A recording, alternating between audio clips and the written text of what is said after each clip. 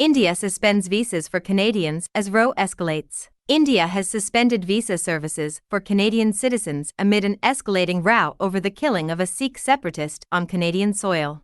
Visa service provider BLS posted a message from India's mission blaming operational reasons for the decision. Tensions flared this week after Canada said it was investigating credible allegations linking India with the murder of the separatist leader. India angrily rejected the allegation, calling it absurd. Analysts say relations between the countries, which have been strained for months, are now at an all-time low.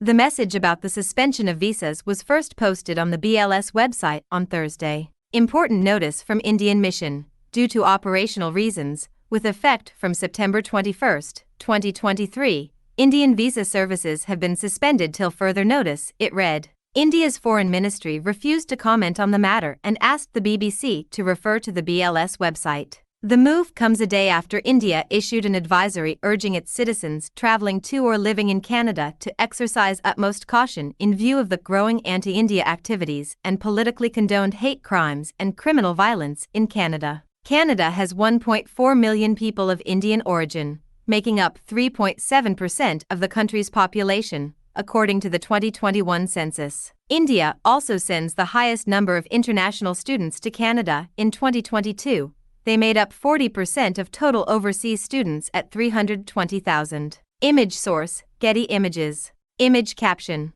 On Wednesday, India urged its citizens traveling to or living in Canada to exercise utmost caution. On Wednesday, Delhi said that some recent threats were directed at its diplomats and some Indians who oppose the anti-India agenda. Canadian Prime Minister Justin Trudeau said on Monday that intelligence agencies were investigating whether agents of the Government of India were involved in the killing of Hardeep Singh Nijjar, a Canadian citizen. India had designated him a terrorist in 2020.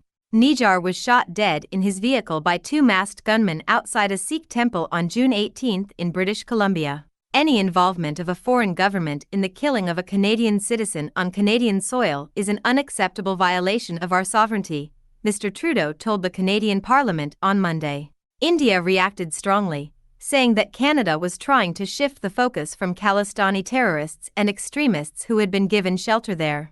The Indian government has often reacted sharply to demands by Sikh separatists in Western countries for Khalistan, or a separate Sikh homeland. The Khalistan movement peaked in India in the 1980s with a violent insurgency centered in Sikh-majority Punjab state. It was quelled by force and has little resonance in India now, but is still popular among some in the Sikh diaspora in countries such as Canada, Australia, and the UK. Canada is home to the largest Sikh population outside India, with around 780,000 Sikh people, more than 2% of the country's population. It has seen several pro-Khalistan protests and demonstrations. In June, reports said India had raised a formal complaint with Canada about the safety of its diplomats there.